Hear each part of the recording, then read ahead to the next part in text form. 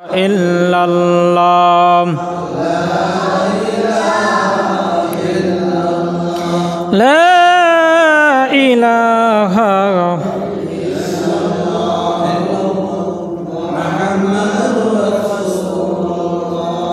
sallallahu সবটুকু প্রশংসা সেই রব্বি করিমের আলিশান, যিনি মোতাবাররাক পবিত্র সফর মাস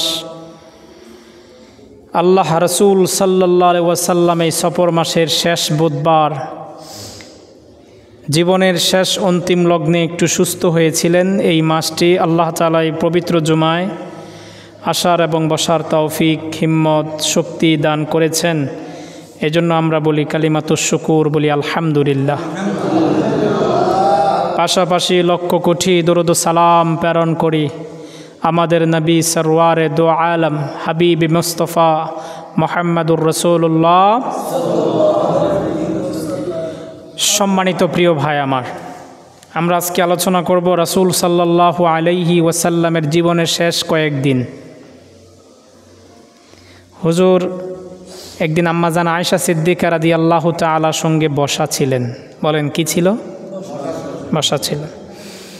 মাঝে মাঝে আয়েশা সিদ্দিকা রাদিয়াল্লাহু তাআলা হুজুরের সঙ্গে খোশ গল্প করতেন। তো হুজুর পবিত্র পিঠ মোবারক যখন দেখল যে দাগ দাগ দেখা যায়, আম্মাজান আয়েশা সিদ্দিকা প্রশ্ন করলেন, ইয়া রাসূলুল্লাহ, আপনার কি কখনো বসন্ত গোটা উঠেছিল? বলল, না, পয়গম্বর নবী এবং রাসূলদের বসন্তর গোটা উঠা শরীরের জন্য হারাম। আমার জীবনে কোনো দিন বসন্তের গোটা উঠে না। তাহলে হাবিবে কিবরিয়া জানতে চাই যে আপনার শরীরে দাগ কেন, এই দাগগুলো কেন? তখন রাসূল বলেছেন, আয়েশা দেখো, আমার সেই দুঃখের দিনের কথাগুলো স্মরণ করিয়ে দিলে। বলল, কি? বলছে, আমার চাচা যখন আবু তালেব দুনিয়া থেকে চলে গেছেন, আমার খাদিজা, আমার প্রিয়তমা স্ত্রী, যাকে বিবাহ করার পরে আমি আর কোনো বিবাহ করি নাই, সেই খাদিজার ইন্তেকালের পরে আমার হৃদয়টা অত্যন্ত ভারাক্রান্ত ছিল। পরে আমার পালিত পুত্র যায়েদ ইবনে হারেসাকে নিয়ে ভিন্ন পথ অনুসরণ করলাম দিন প্রচারের জন্য। চললাম মক্কা থেকে কিছু দূর তায়েফ দেশে, যেখানে ইসলাম প্রচারের জন্য সুযোগ তৈরি করে দিয়েছেন কিছু লোক। রাসূল যায়েদ বিন হারেসাকে নিয়ে তায়েফে গেলেন। বলেন, কোথায় গেলেন? কথা বলেন না ভাই। তায়েফ গেলেন ইসলাম প্রচার করার জন্য। বলেন, কি প্রচার করার জন্য? তায়েফ দেশের লিডার ছিল মাসউদ নামের একজন ব্যক্তি, যা সহিহ আল বুখারীর মধ্যে আসছে। রাসূল সর্বপ্রথম মাসউদের কাছে দ্বীনের প্রচার করলেন, কিন্তু রাসূল তাদের ভিতরগত মনের খবর জানেন না। জানেন কে? আল্লাহ। তারা ছোট্ট ছোট্ট পাথরের স্তূপ তৈরি করে দলবদ্ধ সারি ছোট্ট ছোট্ট বাচ্চাদেরকে রেডি করে রেখেছেন, হাবিবে কিবরিয়াকে মাজনুন বলে তাকে আঘাত করবে। নাউজুবিল্লাহ বলেন। কি বলবে? মাজনুন বলবে। মাজনুন মানে পাগল। মাজনুন শব্দের অর্থ কি? পাগল। অথচ আল্লাহ বলেন, ওয়ামা সাহিবুকুম বিমাজনুন, ওয়ামা সাহিবুকুম বিমাজনুন, তোমাদের সাথী পাগল না। কে কয়? আল্লাহ। তো রাসূল বুঝতে পারে না তায়েফবাসীরা যে তাকে আঘাত করার জন্য পূর্ব প্রস্তুতি গ্রহণ করে ফেলেছে। আসলে মানুষের মনের খবরটা জানেন কে? এরা গ্রুপিং করে ছোট্ট ছোট্ট বাচ্চাদেরকে লেলিয়ে দিলেন যে ওই যে মাজনুন দেখা যায়, পাগল দেখা যায়, সে তার নিজের এরিয়াতে দিন প্রচারের সক্ষমতা না পেয়ে ভিন্ন এলাকা চয়েস করে ছোট্ট একটা বাচ্চাকে নিয়ে আসলো, পাথর মারো তাকে। এই চমৎকার হাদিসটা বর্ণনা করছেন যায়েদ ইবনে হারেসা, রাসূলের পালক পুত্র। বলেন, কি? পালক পুত্র যায়েদ ইবনে হারেসা। রাসূল যাকে আদর করে পালছিলেন, বড় করছিলেন, যায়েদ ইবনে হারেসা পরবর্তীতে বলে যে তায়েফের ট্র্যাজেডির কথা যদি তোমরা শুনো চোখে পানি ধরে রাখতে পারবা না, খুব ভয়ঙ্কর ট্র্যাজেডি ছিল। এমনিতেই ইসলাম ধর্ম হয় না রে ভাই, ঘরে বসলেন আর 5 ওয়াক্ত নামাজ জামাতে পড়লেন, এইদিকে হিন্দু খ্রিস্টান বৌদ্ধ নাস্তিক ব্লগাররা ঐক্যবদ্ধ হয়ে ইসলামকে ক্ষতি করতেছে আর আপনি নামাজ নিয়ে ব্যস্ত আছেন। জিহাদে তো আস, কথা বুঝেন না? দিন কায়েমের জন্য কি আছে? জিহাদ। জিহাদ মানে প্রচেষ্টা, চেষ্টা করা, সংগ্রাম করা, আল্লাহর দিন কায়েমের জন্য নিজের জীবনটাকে আল্লাহর রাস্তায় বিলিয়ে দেওয়া। সুবহানাল্লাহ। তো যায়েদ বিন হারেস, আমার কথাগুলো বুঝতে পেরেছেন? কথাগুলো শোনা যায়? মনোযোগ দিবেন, কোনো দিকে মনোযোগ দিবেন না, আমার দিকে মনোযোগ দেন। অত্যন্ত চমৎকার আলোচনা, দলিল ভিত্তিক ইনশাআল্লাহ। আমি যে ঘটনাটা ওয়াকিয়াটা বলতেছি এটা সহিহ আল বুখারীতে ইমাম বুখারী হাদিস সুন্দর করে কোট করেছেন। পরবর্তীতে যায়েদ বিন হারেসা বলতেছেন, ছোট্ট ছোট্ট বাচ্চারা হাবিবে কিবরিয়াকে চিনে না, কিন্তু তায়েফের মাটি পর্যন্ত হাবিবে কিবরিয়াকে চিনেছে। কারণ অবশ্য শিশুরা চিনে না, তাদেরকে লেলিয়ে দিয়েছে মাজনুন বলে, তাকে পাথর মারো। হাবিবে কিবরিয়াকে এমনভাবে পাথর মেরেছিলেন, রাসূলের সাহাবী হযরতে যায়েদ ইবনে হারেসা বললেন যে আকাশ থেকে ভারী বর্ষণ যেরকম হয়, আকাশ থেকে কি হয়? ভারী বর্ষণ যেরকম হয়, তায়েফের ছোট্ট ছোট্ট বাচ্চারা ছোট্ট ছোট্ট পাথরগুলো ভারী বর্ষণের মতো হুজুরের পবিত্র দেহ মোবারক, যেই মোবারকপূর্ণ দেহের মধ্যে মাছি মশা বসা হারাম ছিল, হুজুরকে পাথর মেরেছিলেন। হুজুরের পবিত্র দেহ মোবারক রক্তাক্ত হয়ে গেছে, জামা মোবারক ছিঁড়ে চামড়া মোবারক একেবারে পুরো ফেটে গেছে। এই জন্য আম্মাজান আয়েশা বলেন, হুজুর এটা কি আপনার বসন্তের গোটার দাগ নাকি? রাসূল বলেছেন, না না, এটা বসন্তের গোটার দাগ না, তায়েফের নির্মম অত্যাচারের দাগ। এটা এটা এটা বসন্তের গোটার দাগ না, এটা তায়েফবাসীর নির্মম অত্যাচারের দাগ। দিন প্রচারের জন্য কত কষ্ট পয়গম্বররা না করেছে ভাই। প্রারম্ভিক সময় রাসূল সেজদা দেওয়া অবস্থায় ছিলেন, মক্কার কাফেররা ওটের নাড়ি বুড়িগুলো আল্লাহর হাবিবের পবিত্র ঘাড় মোবারকের মধ্যে নিক্ষিপ্ত করেছেন। নাউজুবিল্লাহ বলবেন না মিয়া? দিন মিয়া এমনভাবে আসে না যে মামুর বাড়ির আবদারের মতো যা চাইলেন তা হইল, এইভাবে দিন আসে না। দিন কায়েমের জন্য আল্লাহর হাবিব জীবন ভর কষ্ট করে গিয়েছেন। নামাজ প্রতিষ্ঠা করতে গিয়ে রাসূলুল্লাহ সাল্লাল্লাহু আলাইহি ওয়াসাল্লাম প্রচুর পরিমাণ আঘাত খেয়েছেন। বলেন খেয়েছেন কিনা? যায়েদ বিন হারেসা বলেন, হুজুরের পবিত্র দেহ মোবারক, যেই দেহ মোবারকের মধ্যে মশা মাছি বসা কি ছিল? হারাম ছিল। সেই নবীর পবিত্র জামা মোবারক ফেটে, চামড়া মোবারক ফেটে রক্ত প্রবাহিত হয়েছে। হুজুরের রক্ত বে বে বে বে একেবারে পুরো শরীর ভিজে গেছে।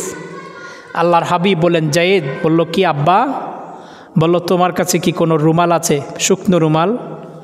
বলছো, জি আমার কাছে রুমাল আছে। কেন? বলল, তোমার শুকনো রুমাল দিয়ে আমার রক্তগুলো মোছো। হযরতে যায়েদ বিন হারেসা যখন হাদিসটা বর্ণনা করতেছেন তখন তার দু চোখ দিয়ে টপ টপ করে পানি বের হতো, কারণ রাসূলুল্লাহ সাল্লাল্লাহু আলাইহি ওয়াসাল্লামকে সচক্ষে দেখেছেন অত্যাচারের সীমাহীন অত্যাচার। তায়েফবাসীরা যেভাবে অত্যাচার করেছিল, তাদের টার্গেট ছিল পাথর মারতে মারতে দুনিয়া থেকে বিদায় করে দিবে। আল্লাহ বলেন, হাবিব, দুনিয়ার সবাই ঐক্যবদ্ধ হয়ে যদি আপনাকে মারতে চায়, আমি আল্লাহ আপনার জন্যই যথেষ্ট হয়ে যাব।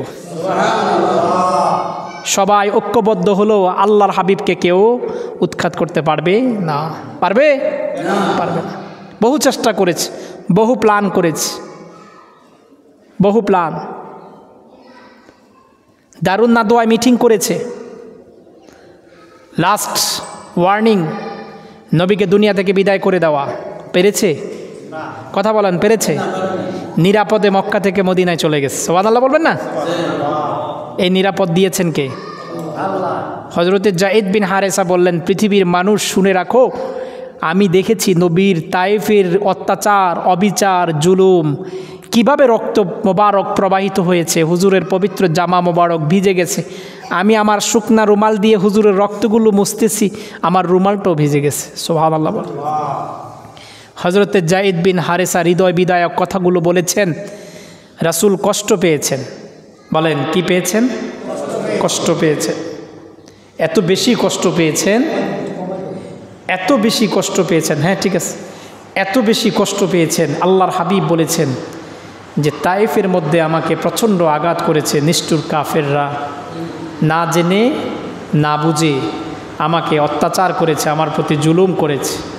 আম্মা জান আয়েশা বলেন, ইয়া রাসূলুল্লাহ, তাহলে কি এই দাগটা কি সেই তায়েফের অত্যাচারের দাগ? বলল, জি, এই দাগটাই হচ্ছে তায়েফের অত্যাচারের দাগ। এই ছিলেন আমার নবী, যিনি ইন্তেকালের আগে রাসূল করিম সাল্লাল্লাহু আলাইহি ওয়াসাল্লামকে আম্মাজান প্রশ্ন করলেন যে হুজুর, আপনার কি কখনো বসন্তের গোটা উঠেছে কিনা? রাসূল বলছেন, না না না, আমার বসন্তের গোটা উঠে না, নবীদের জন্য বসন্তের গোটা হারাম। এই দাগটুকু হচ্ছে তায়েফের সেই অত্যাচারের দাগ। তো আম্মাজান আয়েশা বলেন, ইয়া রাসূলুল্লাহ, মাঝে মাঝে আপনার কিসের ব্যথা অনুভূত হয়? মানে আপনি মাঝে মাঝে আপনার কাছে কিসের ব্যথা অনুভূত হয়? রাসূল বলেছেন, খায়বার বিজয়ের পরে বনি নাজির গোত্রের অন্যতম একজন নেতা সাল্লাম বিন মিশতামের স্ত্রী, বলেন সাল্লাম বিন মিশতামের স্ত্রী রাসূলের জন্য ছাগল বকরি পাঠাইছে, রান্না করে বকরির রান পাঠাইছে। এই রানের মধ্যে বিষ মিশাই দিস। বলেন কি মিশাই দিছে? বকরির রান হুজুরকে দেওয়া হলো, ওই রানের মধ্যে কি মিশাই দিছে? বিষ মিশাই দিছে। আম্মা জান আয়েশা বলেন, আল্লাহর হাবিব ইন্তেকালের আগে হুজুর বারবার বলতেন, ওই যে সাল্লাম বিন মিশতামের স্ত্রী আমার বকরির রানের মধ্যে বিষ মিশায় দিছে, ওই বিষের ব্যথা এখনো পর্যন্ত আমার লাগে। আল্লাহর হাবিবের যখন এই বিষের ব্যথা লাগতো, তখন এই হুজুরের পবিত্র দেহ মোবারকের মধ্যে জ্বর চলে আসতো। হুজুরের বিষের ব্যথা কি চলে আসতো? জ্বর চলে আসতো, জ্বর, প্রচণ্ড জ্বর। সফর মাসে হুজুরের প্রচণ্ড অসুস্থ, প্রচুর পরিমাণ অসুস্থ। আম্মাজান খাদিজাতুল কুবরা রাদিয়াল্লাহু তাআলা বলেন, হাবিবে কিবরিয়ার দুঃখের দিনের স্ত্রী আমি ছিলাম। মক্কার অলিতে গলিতে কিভাবে তারা অত্যাচার করেছিল, অবিচার করেছিল। মক্কার কাফেররা না বুঝে না জেনে হাবিবে কিবরিয়ার উপরে এমনভাবে অত্যাচার করেছিলেন। মা ফাতেমা বললেন, রাতের বেলায় গভীর রাতে হাবিবে কিবরিয়া বাসায় না ফিরলে আম্মাজান খাদিজা রাদিয়াল্লাহু তাআলা ফাতেমাকে নিয়ে বের হয়ে যাইতেন। ফাতেমা রে, চলো না, তোমার আব্বা জানে এত দেরি কেন করে? মক্কার কাফেররা বুঝি তোমার আব্বাকে দুনিয়া থেকে বিদায় করে দিয়েছে নাকি? এত অত্যাচার অবিচার সহ্য করে ধৈর্য নিয়ে উম্মতের মাঝে শুধু একটাই প্রচার করেছেন, ওয়াবুদুল্লাহ ওয়ালা তুশরিকু বিহি শাইয়া। সুবহানাল্লাহ বলবেন না? শুধু উম্মতের মাঝে বলছেন যে ওয়াবুদুল্লাহ, আল্লাহর গোলামি করো, লা তুশরিক বিল্লাহ, আল্লাহর সঙ্গে কোনো শিরিক করবা।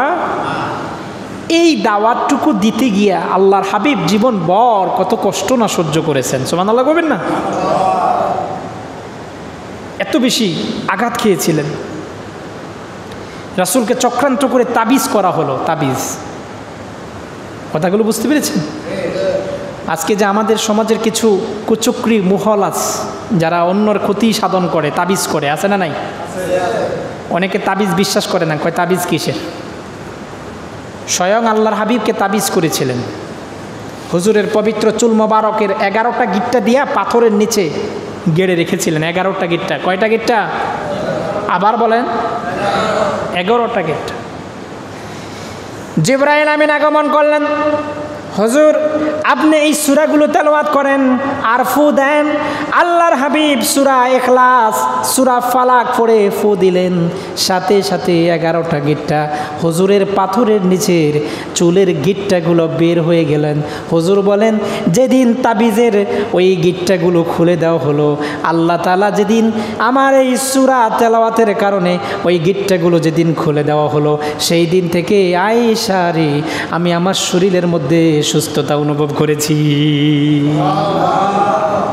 তাবিজ করেছিল হুজুরকে। বলেন কি করেছিল? হুজুরকে তাবিজ করা হয়েছে। হুজুরকে বিষ মিশায়া খাবার দিছিল, তারপরও কি মারতে পারছে? কথা বলেন, মারতে পারে নাই। হুজুর প্রচণ্ড অসুস্থ, সফর মাস। বলেন কি মাস? এই মাস। আম্মাজানদের কাছে বিদায় নিলেন। আম্মাজানদের কাছে যায় কই, আপনারা যদি আমার অনুমতি দেন তো আমি বাকি দিনগুলো আয়েশার ঘরে থাকতে চাই। সুবহানাল্লাহ কয় না? আপনারা যদি আমার অনুমতি দেন তাহলে বাকি দিনগুলো আমি আয়েশার ঘরে থাকতে চাই। হুজুর আমার জিয়ারত করে আয়েশার ঘরে চলে যাবেন। সুবহানাল্লাহ কয় না? বাকি দিনগুলো কার ঘরে থাকতে চায়? বলেন কার ঘরে? আম্মাজান আয়েশার ঘরে থাকতে চায়। আম্মাজান আয়েশাকে তো আল্লাহর হাবিব খুব বেশি মহাব্বত করতো। সুবহানাল্লাহ কয় না? মাত্র 9 বছর বয়সে হুজুর আম্মাজান আয়েশাকে ঘরে আনছেন। সুবহানাল্লাহ কয় না? আবু বকরের মেয়ে ছিল আয়েশা। আল্লাহর হাবিব কয়, আমার যতগুলো স্ত্রী ছিল সবচেয়ে এলমি স্ত্রী হচ্ছে আমার আয়েশা। সুবহানাল্লাহ কয় না? আমার আয়েশাকে আল্লাহ অনেক এলেম দিয়েছেন। আয়েশা নবীর প্রতি অনেক ভক্তি শ্রদ্ধা ছিল। আল্লাহর হাবিব কয়, মাঝে মাঝে আমি আয়েশার সঙ্গে কাজ করতাম, আয়েশার লাউগুলো আমি কুটে দিতাম, আয়েশাকে আমি কাজের মধ্যে সহায়তা করতাম। মাঝে মাঝে আমার আয়েশা এত অন্যমনস্ক ছিল, রুটি বানাইতে গিয়া আয়েশা ওই জায়গায় ঘুমে পড়তেন, আর বিলালরা এসে আয়েশার রুটিগুলা খেয়ে ফেলতেন। রুটি বানাইতো আয়েশা, তো ঘুমাই যাইত, বিড়াল আয়েশা রুটিগুলা কি করতো? খায় বলে। কোনো একদিন সাফওয়ান ইবনে মুআত্তালের সঙ্গে একটা অপবাদ দেওয়া হলো। আব্দুল্লাহ ইবনে উবাই ইবনে সুলুল বনি মুস্তালিকার যুদ্ধে সাফওয়ান ইবনে মুআত্তাল যখন হাবিবে কিবরিয়ার জায়গা, যেই জায়গায় হুজুর ছিলেন বনি মুস্তালিকার এলাকায়, সেখানে কিছু মাল কি রেখে গিয়েছে নাকি, আম্মাজান আয়েশা মাঝে মাঝে দল ছেড়ে রেখে গেলেন। হুজুর আয়েশাকে রেখে মদিনায় চলে গেলেন। আম্মাজান আয়েশা বললেন, রাতের বেলায় আমি দিন সকাল হলে যাব। সাফওয়ান ইবনে মুআত্তাল আয়েশা দেখেন তাঁবুর মধ্যে কে যেন আছে। দেখেন আম্মাজান আয়েশা, সাথে সাথে সাফওয়ান ইবনে মুআত্তাল বললেন, ইন্না লিল্লাহি ওয়া ইন্না। আম্মাজান আয়েশা সিদ্দিকা রাদিয়াল্লাহু তাআলাকে ওটের উপরে রেখে সাফওয়ান ইবনে মুআত্তাল মদিনায় যাবে। ওই সেই আব্দুল্লাহ ইবনে উবাই ইবনে সুলুল মুনাফিকের সর্দারটা মদিনায় লাগায় দিছে। সারা রাত নাকি সাফওয়ান ইবনে মুআত্তালের সঙ্গে আম্মাজান আয়েশা ছিলেন। নাউজুবিল্লাহ। অপবাদ, মিথ্যা অপবাদ ছড়াই দিছে মদিনায়। আয় হায় আয় হায়, কত আদর যত্ন করছেন আয়েশাকে, মিথ্যা অপবাদ কোথায়? মদিনায় চলে গেছে। হুজুর এক পর্যায়ে বললেন, আয়েশা তুমি তোমার বাপের বাড়ি চলে যাও, তুমি তোমার কি বাবার বাড়ি চলে যাও, মানে আবু বকরের বাড়িতে চলে যাও। দুঃখ আর ভারাক্রান্ত হৃদয় নিয়ে আম্মাজান আয়েশা আবু বকরের বাড়িতে চলে গেলেন। আবু বকর সরল সোজা মানুষ ছিলেন। আবু বকর আর আবু বকরের স্ত্রী জিজ্ঞেস করলেন, আয়েশা রে কেন তুমি আসলা? বলল যে এই ঘটনা। সাথে সাথে আবু বকর লজ্জার কারণে আর ঘর থেকে বের হতে পারে না। আবু বকর কই, কেমনে এই মুখগুলো আমি নবীর সামনে দেখাবো? যেই নবীকে এত বেশি মহাব্বত করেছি সেই নবীর সামনে কেমনে আমার মুখটুকু দেখাবো? আম্মাজান আয়েশা কয়, সকালবেলায় বের হতাম, হুজুর আসছে নাকি, বিকালবেলায় বের হতাম, হুজুর আসছে নাকি, কই না, হুজুর শ্বশুর বাড়ির এরিয়াতে আর আসে না। আম্মাজান আয়েশা পাগল প্রায় হয়ে গেছে। আল্লাহর হাবিব সরওয়ারে দো আলম আয়াত নাজিল হয় না। হযরত ওমর ইবনে খাত্তাব কয়, হুজুর আপনি কেন আয়েশাকে আয়েশার বাবের বাড়িতে পাঠাই দিছেন? আপনি কি জানেন না গো আয়েশাকে আপনাকে আয়েশার সঙ্গে বিয়ে দেওয়ার জন্য যে ঘটক ছিল সেই ঘটকের নাম কি? আল্লাহর হাবিব চিৎকার দিয়ে বলেন, সেই ঘটকের নাম জিবরাইল। কয় আপনার বিয়ে আর আয়েশার যে বিয়ের ঘটকটা কে ছিল? কয় ঘটক ছিল জিবরাইল। কয় পছন্দ করছে কে? কয় আল্লাহ। সুবহানাল্লাহ কয় না? তাহলে আর দেরি করেন না, তাড়াতাড়ি আপনি আয়েশার বাড়িতে যান। সুবহানাল্লাহ কয় না? এত বেশি মহাব্বত করতেন, এত বেশি মহাব্বত। জীবনের শেষ লগ্নে হুজুর সব স্ত্রীর কাছে আবদার করলেন, আমি আয়েশার বাড়িতে যেতে চাই। সফর মাস, প্রচণ্ড জ্বর, হুজুরের পবিত্র দেহ মোবারকে প্রচণ্ড জ্বর। মাঝে মাঝে ভালো হয়, মাঝে মাঝে আবার হুজুর অসুস্থ হয়ে পড়ে। তো এক পর্যায়ে যাইতে যাইতে সফর মাসের শেষ বুধবার, বলেন কি বার? বুধবার, যেটাকে আখির সাহার সম্ভা বলা হয়। শেষ বুধবার সফর মাস। হুজুর একটু সুস্থ হয়েছেন, সুবহানাল্লাহ কয় না? হুজুর কি হয়েছেন বলেন না? সুস্থ হয়েছেন। তো সুস্থ হওয়ার পরে রাসূল করিম সাল্লাল্লাহু আলাইহি ওয়াসাল্লাম দুইজন সাহাবীর কাঁধে ভর দিয়ে তিনি নামাজে গেলেন। সুবহানাল্লাহ বলেন, কয়জন সাহাবীর কাঁধে ভর দিয়া নামাজে গেলেন? নামাজে গিয়ে তিনি তার জীবনের শেষ ভাষণ দিছেন। শেষ ভাষণ কি ভাষণ শুনেন? ওই ভাষণের প্রথম ভাষণ হচ্ছে, সাহাবীরা তোমরা যারা মুহাজির আছো কোনো দিন তোমরা আনসারদের সঙ্গে খারাপ আচরণ করবা না। হুজুরের জীবনের শেষ ভাষণ, আর কোনো কথা বলতে পারে না হুজুর। হুজুরের শেষ ভাষণ একটু সুস্থ হওয়ার পরে হুজুর গেছে ভাষণগুলো দিছে। কি ভাষণ? তোমরা আনসারদের সঙ্গে খারাপ আচরণ করবা না। আনসার কারা? যারা মদিনাতুল মুনাওয়ারায় থেকে মক্কার মুহাজিরদেরকে সাহায্য দিয়েছেন। রাসূল বলেন আনসারদের সঙ্গে ভালো আচরণ করবা যারা নিজেদের দুইটা বাড়ি একটা বাড়ি ছেড়ে দিয়েছে তোমাদের জন্য। সুবহানাল্লাহ কয় না? আল্লাহর হাবিব কয় তোমরা আনসারদের সঙ্গে কোনো দিন খারাপ আচরণ করবা না যারা নিজেদের দুইটা বাড়ি ছিল একটা বাড়ি ছেড়ে দিস, একটা বাড়ি ছিল অর্ধেক বাড়ি তোমাদের জন্য ছেড়ে দিস। আনসাররা তোমাদের জন্য সাহায্য সহযোগিতা করছে, কোনো দিন মুহাজির তোমরা আনসারদের সঙ্গে খারাপ আচরণ করবা না। মদিনার আনসাররা নবীকে কত ভালোবাসছে জানেন মিয়া? কত ভালোবাসছে মিয়া। হুজুর মদিনায় আসছে, মদিনায় আসার পরে সবাই আবদার করে হুজুর একটু আমার বাড়িতে। সুবহানাল্লাহ কয় না? মক্কার লোকেরা তারাই দিছে, আর মদিনার লোকেরা কি কয়? হুজুর একটু আমার বাড়িতে। আরেকজনে কয় হুজুর একটু একটু আমার বাড়িতে, হুজুর একটু যদি আপনার লেগা ঘরটর কি সুন্দর সাজাইছে হুজুর একটু একটু আমার বাড়িতে। সুবহানাল্লাহ কয় না? হুজুর একটু আমার বাড়িতে, একটু আপনার কদমটা যদি লাগে আমার ঘরটা ধন্য হয়ে যাবে। সুবহানাল্লাহ। হুজুর কয় মানুষ আমি একজন, কয়জনের বাড়িতে যাব? সবাই ব্যস্ত হয়ে পড়ে, হুজুর একটু না একটু আমার বাড়িতে একটু যাইলে কদম নিলে একটু ভালো হইতো, একটু আমার বাড়িতে আসেন না। রাসূল বলেন আনসাররা তোমরা আমারে এত ভালোবাসো, বলো কথা দাও তোমরা আমাকে বিপদের সময় উদ্ধার করবানি। ছোট্ট ছোট্ট আনসার শিশুরা বললেন হুজুর আমাদের জীবনের বিনিময়ে আপনাদেরকে সাহায্য করব। ছোট্ট ছোট্ট বাচ্চারা কি বলে?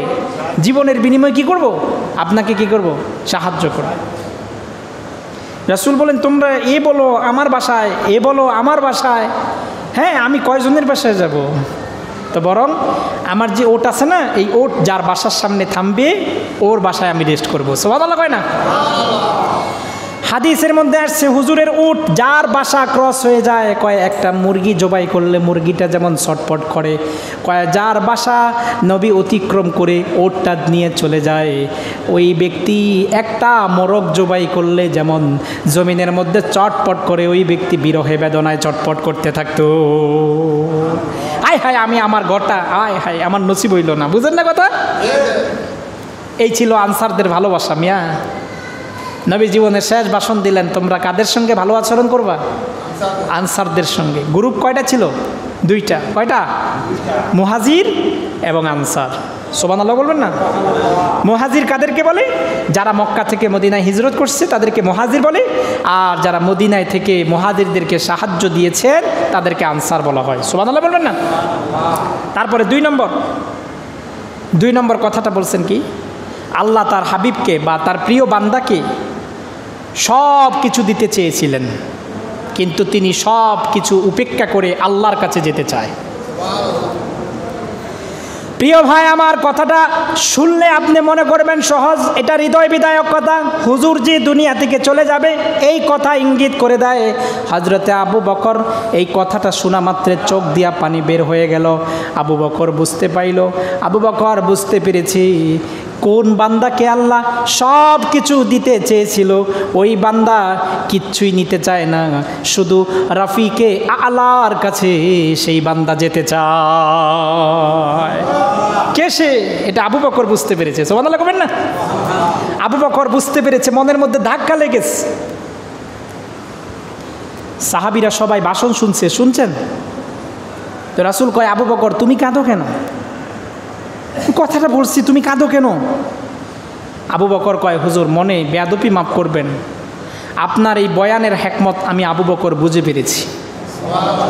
কারণ ইন্নাকা মাইয়িতুন ওয়া ইন্নাকা মাইয়িতুন ওয়া ইন্নাহুম মাইয়িতুন, নিশ্চয়ই আপনি মরণশীল এবং আপনার আগে যারা ছিল তারাও কিন্তু মরণশীল, মানে আপনিও চলে যাবেন, আপনার আগে যারা ছিল তারাও চলে গেছে। সুবহানাল্লাহ করবেন না?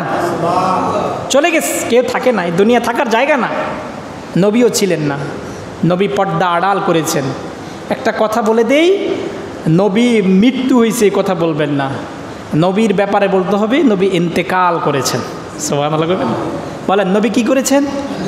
আবার বলেন ইন্তেকাল। ইন্তেকাল মানে মুনতাকিল থেকে ট্রান্সফার হওয়া, এই জগৎ থেকে ওই জগতে যাওয়া। রুহুটা শুধু এই তার দেহ মোবারক থেকে বের হয়ে আবার রুহুটা দিয়ে দেওয়া। সুবহানাল্লাহ করেন? মানে রুহুটা বের করছে, আবার রুহুটা আবার হুজুরের দেহে দিয়ে দিচ্ছে। সুবহানাল্লাহ বলবেন না? তো বলতেছিলাম রাসূলের রুহু মোবারক বের করছে, আবার দিয়া দিচ্ছে। হুজুরের ইন্তেকাল এই অল্প সময়ের জন্য হুজুরের দেহ থেকে রুহুটা বিচ্ছিন্ন করছে, আবার রুহুটা আবার পবিত্র দেহ মোবারকে দিয়া দিচ্ছে। সুবহানাল্লাহ বলবেন না? এই জন্য নবী হচ্ছেন হায়াতুন নবী। সুবহানাল্লাহ করবেন না? নবী কি নবী? হায়াতুন। আবু বকরকে বলেন, আবু বকর সব সাহাবীরা বয়ান শুনেছে, তুমি কেন কাঁদো? আবু বকর বলেন, হাবিবে কিবরিয়া, আমি কেন কাঁদি এই কথা জানতে চেয়েছেন? আমি কাঁদি এই কারণে, দুনিয়ার কেউ আপনার কথার হিকমত না জানুক না বুঝুক, কিন্তু আবু বকর বুঝে গেছি এই বান্দাটা হচ্ছেন আপনি। দুনিয়ার কেউ বুঝুক আর না বুঝুক, আমি আবু বকর বুঝে পড়েছি যে ওই বান্দাটাই আপনি। সুবহানাল্লাহ করবেন না?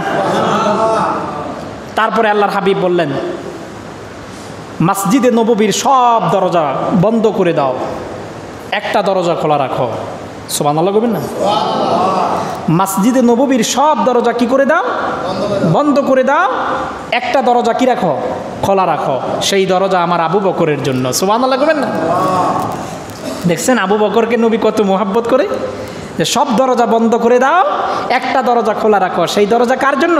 আবু বকরের জন্য। কার জন্য? এই কথার ইঙ্গিত দেয় হুজুরের ইন্তেকালের পরে খেলাফতের প্রথম খলিফা হবে আবু বকর।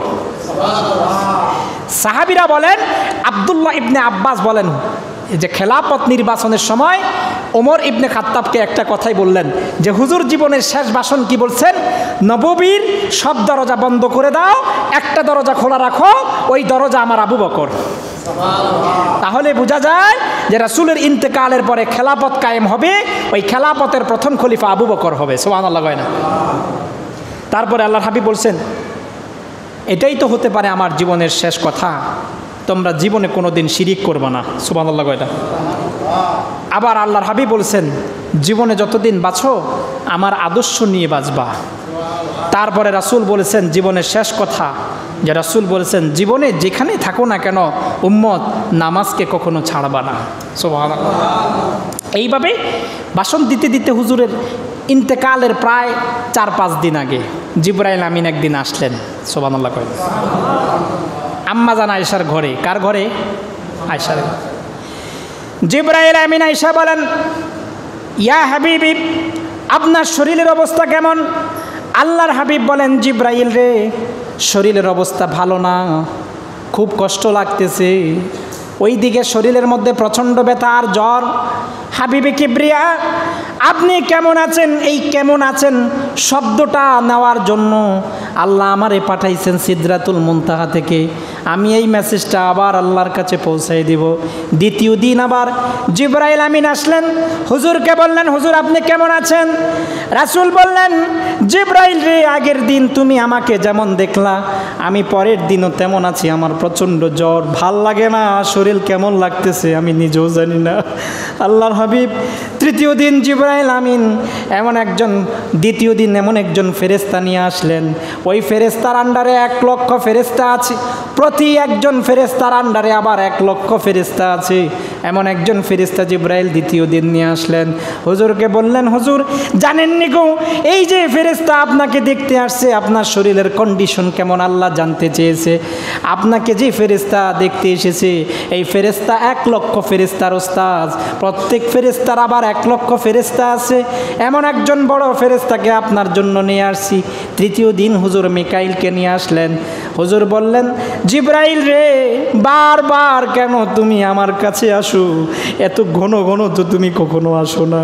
জিবরাইল কয়, হাবিবে কিবরিয়া, আল্লাহ জানতে চায় তার হাবিবের শরীরের কন্ডিশন কেমন। আপনাদের কাছে একটা প্রশ্ন, আল্লাহ কি বুঝেন না তার হাবিবের শরীর কেমন আছে? কেন জিবরাইলকে পাঠায়? জিবরাইলকে এই জন্য পাঠায়, জিবরাইলকে বলে, জিবরাইল রে, যা না গো, আমার হাবিবের শরীর কেমন আছে একটু জানতে যাও। আল্লাহর হাবিবের শরীর দিন যত যায় হুজুরের শরীরটা তত দুর্বল হয়ে পড়ে, প্রচণ্ড শরীরে ব্যথা আর প্রচণ্ড জ্বর। হুজুর বলেন, একদিন বলেন, আয়েশা রে, আমি আর মসজিদে নববীতে ইমামতি করতে পারবো না, তোমার আব্বার একটু ডাক দাও। আবু বকরকে ডাক দেওয়া হলো। আবু বকরকে বলে, আবু বকর, আমি আর 2 জনের কাঁধে বর দিয়া মসজিদে নববীতে ইমামতি করতে পারবো না রে আবু বকর, যা না গো, আজকে থেকে তুমি ইমামতি করবা। আম্মা জান আয়েশা কয়, হুজুর আপনি আমার বাবার ইমামতির দায়িত্ব দিয়েন না, আমার বাবা একজন সরল সোজা মানুষ, আমার বাবা পারবে না, আপনি ওমরকে দিয়া দেন, ওমর হচ্ছে কঠিন মানুষ, ওমর ইমামতি সামলাইতে পারবে, আমার আব্বা পারবে না। আল্লাহর হাবিব কই, না রে আয়েশা, আমি ভালো জানি, আমার কর্ণকুরে জিবরাইল জানাইয়া দিছেন আপনার পরে আপনার জায়নামাজে দাঁড়ানোর একমাত্র ক্ষমতা আবু বকরে আছে। রাসূল আবু বকরকে ইমামতির দায়িত্ব দিলেন। আবু বকর যেদিন ইমামতির দায়িত্ব নেবেন, জীবনে এই ফার্স্ট হুজুরকে ছাড়া ইমামতি করা, হুজুরকে ছাড়া সাহাবীরা নামাজ পড়বে। আবু বকরকে একজন সাহাবী কয়, যা না আবু বকর, হুজুর তো বলছে ইমামতি করার জন্য।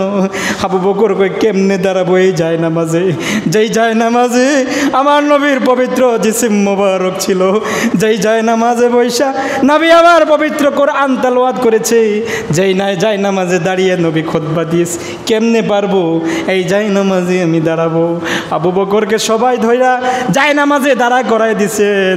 একদিন আল্লাহর হাবিব রাতের বেলায় এশার নামাজের সময় আম্মা জান আয়েশাকে বলেন, আয়েশারি একটু পর্দাটা সরায়া দাও, আমি দেখতে চাই আমার ইন্তেকালের পরে আমার উম্মতরা কেমনে ভাবে নামাজ পড়বি।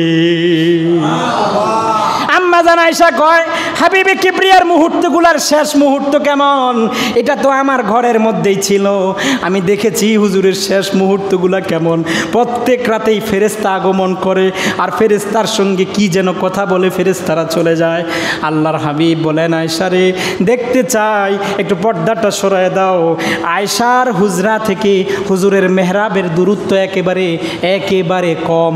যারা মদিনাতুল মুনাওয়ারায় মসজিদে নববীতে নামাজ পড়েছেন, জান্নাতুল বাকি যারা আল্লাহর হাবিবের মসজিদে নববীতে নামাজ পড়েছেন, হুজুর যেখানে খুতবা দিতেন, খুতবার জায়গা থেকে আয়েশার ঘর পর্যন্ত আল্লাহর হাবিব বলেন, এই জায়গার মাঝখানে দোয়া কবুলের জায়গা, এই জায়গায় কেউ যদি আল্লাহর কাছে যা দোয়া করবে সব দোয়া আল্লাহ কবুল করবে। যারা মসজিদে নববীতে গেছেন দেখবেন হুজুরের রওজা থেকে হুজুরের এই মিম্বার, এই জায়গাটুকু হচ্ছে জান্নাতের টুকরা। সুবহানাল্লাহ। এই জায়গা কি জান্নাতের টুকরা, একেবারে আয়েশার ঘর থেকে একেবারে ঘরের কাছে। সুবহানাল্লাহ করবেন না, ঘরের কাছে, মানে নবীরা যেখানে ইন্তেকাল করবে সেখানে তাদের রওজা হয়ে যাবে। সুবহানাল্লাহ। এই নবীদের সূত্র হচ্ছে, নবীরা যেখানে ইন্তেকাল করবে নবীদের রওজা কি সেখানে। হুজুরের ইন্তেকাল আয়েশার ঘরে, হুজুরের ইন্তেকাল কার ঘরে? আয়েশার ঘরে, তাই আয়েশার ঘরটাই রওজা। সুবহানাল্লাহ কয় না? কার ঘরটা রোজা? আয়েশা। আল্লাহর হাবিব জীবনের শেষ অন্তিম লগ্ন ভাই দুঃখ আর ভারাক্রান্ত হৃদয় নিয়ে বলতে হয়, যেই নবীর উসিলায় আল্লাহ এই দুনিয়াটাকে সাজিয়েছেন, সেই নবী দুনিয়া থেকে বিদায় হয়ে যাচ্ছেন। এর মতো ট্র্যাজেডি আর হতে পারে না। হুজুর দুনিয়াতে থেকে চলে গেছেন সোমবারে। বলেন কি বারে? আবার বলেন কি বারে? রবিবার দিবাগত রাত হুজুর বললেন আমি নামাজ দেখতে চাই, সুবহানাল্লাহ কয় না? আম্মা জান আয়েশা কয় হুজুরের মাথায় একটু পানি ঢেলে দিলাম, হুজুর একটু সুস্থতা অনুভব করলো। সুস্থতা অনুভবের সাথে সাথে বললেন আয়েশা একটু পর্দাটা সরায় দাও, আবু বকরের ইমামতিতে আমার সাহাবীরা কেমনভাবে নামাজ পড়ে আমি দেখতে চাই, সুবহানাল্লাহ কয় না? আল্লাহর হাবিবের জন্য পর্দা সরায় দিলেন। পর্দা সরানোর সাথে সাথে আম্মা জান আয়েশা কয় হুজুর এত সুন্দর করে মুস্কি হাসি দিলেন, হুজুর এত সুন্দর করে মুস্কি হাসি দিলেন। আম্মা জান আয়েশা কয় হুজুরের পবিত্র হাসি দেখা মনে করলাম হুজুর নাকি আবার সুস্থ হয়ে গেছে। না না না, হুজুর এটা সুস্থ হওয়ার মুস্কি হাসি দেয় না, হুজুর এই হাসিটা দিয়েছে হুজুরের অ্যাবসেন্সে তার উম্মতগুলো এমনভাবেই নামাজ পড়বে। হুজুরের এই মুস্কি হাসিটা ছিল সুস্থতার মুস্কি হাসি না। হুজুর বলেন আয়েশা আমি দেখেছি আবু বকরের ইমামতিতে সাহাবীরা কেমনিভাবে নামাজ পড়ে, সুবহানাল্লাহ কয় না? এই নামাজের জন্যই তো আয়েশা জীবনভর কত অত্যাচার সহ্য করেছি, সুবহানাল্লাহ কয় না? রাত চলে গেল, সব সাহাবীরা দেখলেন হুজুর সুস্থ, সুবহানাল্লাহ কয় না? হযরত আবু বকর কয় হুজুর আপনার কাছে একটু বিদায় নেই, আপনি তো একটু মনে শরীর সুস্থ আছে। সোমবার সকালবেলায় ফজরের নামাজের পরে আল্লাহর হাবিবের কাছ থেকে সাহাবীরা বিদায় নিয়ে চলে গেলেন। আম্মা জান আয়েশা কয় একটু পরেই মালাকাল মউত চলে আসবে, সুবহানাল্লাহ কয় না? 2 মিনিট কথা বলবো, কষ্ট পাবেন? হুজুরের ইন্তেকালের শেষ কথাটা বলে দিচ্ছি। আম্মা জান আয়েশা কয় সোমবার হুজুর ইন্তেকাল করছেন, বার নিয়ে কোনো ইখতিলাফ নাই, সুবহানাল্লাহ কয় না? হুজুর সোমবারে দুনিয়াতে আসছেন, সোমবারে দুনিয়া থেকে বিদায় হয়েছেন, সোমবার নিয়ে কোনো ইখতিলাফ নাই, কথা বুঝছেন? তারিখ নিয়ে ইখতিলাফ আছে কিন্তু সোমবার নিয়ে ইখতিলাফ নাই। পরবর্তীতে আল্লাহর হাবিব একেবারে শেষ হুজুর দেখতেছেন তার শালা আব্দুর রহমান তিনি মেসওয়াক করতেছেন। বলেন কি করতেছেন? মেসওয়াক, একেবারে ইন্তেকালের আগে। হুজুর কথা বলতে পারছে না, আমাদের মতো এরকম কথা বলতে পারছে না। হুজুর ইশারার মাধ্যমে বোঝাতে যাচ্ছে মেসওয়াক করবে। আম্মা জান আয়েশা কয় সারা জীবন ভর হুজুর যেই মেসওয়াক দিয়ে মেসওয়াক করেছিলেন সেই মেসওয়াকটা আমি নিলাম। হুজুরের দাঁত মোবারক আগের মতো শক্ত না, আমি আমার দাঁতের ভিতরে হুজুরের মেসওয়াকটা ঢুকাইয়া মেসওয়াকটাকে নরম করে দিলাম, আমার লালাটা লাগাইয়া মেসওয়াকের মধ্যে হুজুরের পবিত্র দাঁত মোবারকের মধ্যে ঘষা দিয়া দিলাম। সারা জীবনভর আমি গর্ব করে বলতে পারবো হুজুরের ইন্তেকালের আগে আমার লালার সঙ্গে হুজুরের লালাটা লেগেছিল। সারা জীবন পর আয়েশা বলতে পারবে যে হুজুরের ইন্তেকালের আগে হুজুরের লালার সঙ্গে আয়েশার লালা মিলা ছিল, সুবহানাল্লাহ কয় না? কিছুক্ষণ পরে হুজুর বললেন আয়েশা রে আয়েশা আমার কাছে ভালো লাগে না, উরু মুবারকের উপরে আয়েশার উরু মুবারকের উপরে হুজুরের মাথা মুবারক। ফাতেমাকে বললেন ফাতেমা রে এত কাদুসকে? ফাতেমা বলেন আব্বা রে আপনি যদি দুনিয়া থেকে চলে যান কে আমাদেরকে দেখাশোনা করবে? কে হাসান হুসাইনকে লালন পালন করবে? কে হাসান আর হুসাইনকে খেজুর দিবে? আম্মা জান ফাতেমা রাদিয়াল্লাহু তাআলাকে হুজুর ডাক দিয়া বললেন ফাতেমা চিন্তা করিস না। আম্মা জান আয়েশা বলেন ফাতেমার কান্না বন্ধ হয়ে গেল, সুবহানাল্লাহ কয় না? প্রথমবার ডাক দিছে রে ফাতেমা কান্নাকাটি শুরু করছে, দ্বিতীয়বার ডাক দেওয়ার পরে ফাতেমা কান্না বন্ধ হয়ে গেছে। একটু পরে আজরাইল আলাইহিস সালাতু ওয়াস সালাম আসবেন।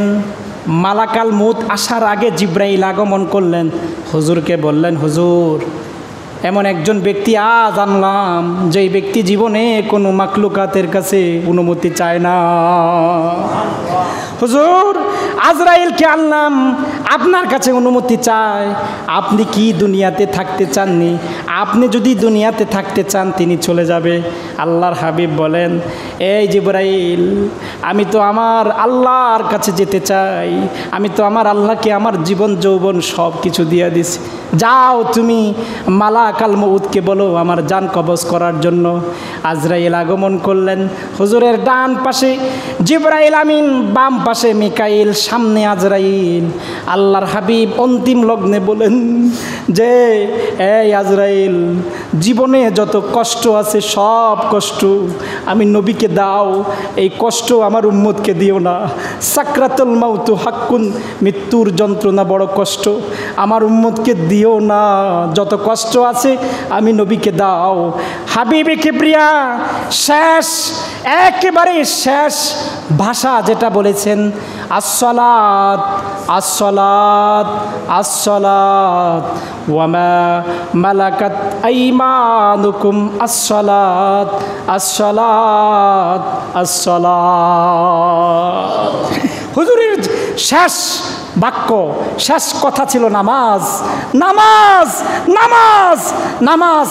উম্মত, নামাজ বেনামাজির জন্য আমি সাফায়াত করব না, ওই উম্মত বেনামাজির জন্য আমি সাফায়াত করব না। নামাজ, নামাজ, নামাজ। ইন্না লিল্লাহি, এই নামাজ, নামাজ, নামাজ বলে হুজুর রবিউল আউয়ালে দুনিয়া থেকে চলে গেছে। ইন্না লিল্লাহি।